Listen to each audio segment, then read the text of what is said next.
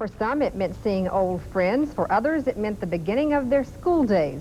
KTXS reporter Krista Ward tells us teachers, parents, and students worked hard to make the day a success.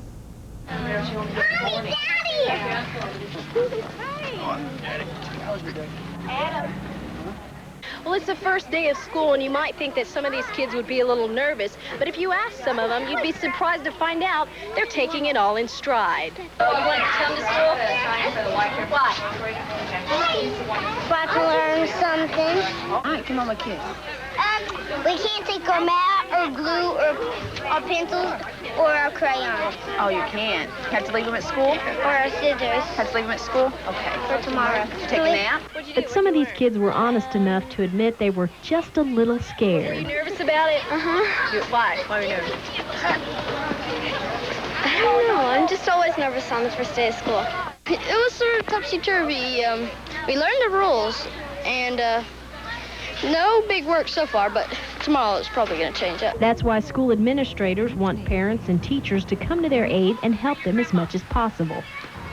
Teachers need to be ready. They need to have a lot of things planned. They need to be sure that they're calling the children by name because this is important to the child. They need to be sure that they have some activities planned where the child has something in hand to take home. That was my big thing, is just listen to the teacher and try to get along with the little girl that sits next to you, and, you know, so that's pretty much what I told them. Most of the kids found their own way to cope.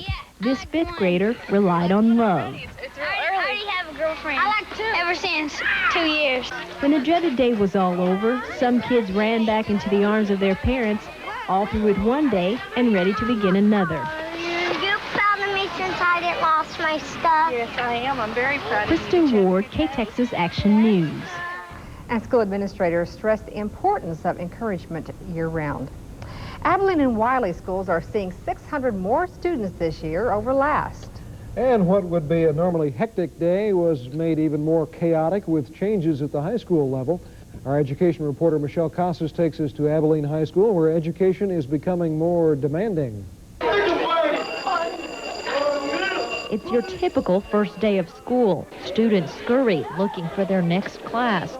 So what's different? This year students have more classes, longer classes, and a totally different schedule. Where every student really has two complete different schedules, one for A day and one for B day, and they're taking 4 classes a day at 90 minutes each period. And what's difficult about it? We're going to have to get used to what day we're on, number one. I think the kids will pick up on that real quick. We're going to, our teachers, obviously the biggest change for them, they're going from teaching a 55-minute period to a 90-minute period. This college-style scheduling will be challenging for students and teachers, but the whole idea behind it is that students will have the chance to take more classes they wouldn't normally take. Muy bien, ¿cómo te llamas? Enrollment in Spanish 1 has doubled. Classrooms don't have enough desk space. Overall, 14 new sections of foreign language classes have been added to meet the demand of students. Under new block scheduling, students have a lot more room in their schedule for electives. So we have a very distinct increase in our enrollment in foreign language. In the block schedule, students take 2 more classes than they did last year, meaning 21 credits is no longer the minimum to graduate. This year's freshmen will need 24 credits to walk the stage. Not on there. It's the latest trend in high school to meet the newest recommendations from Austin. Michelle Casas, KTXS Action News.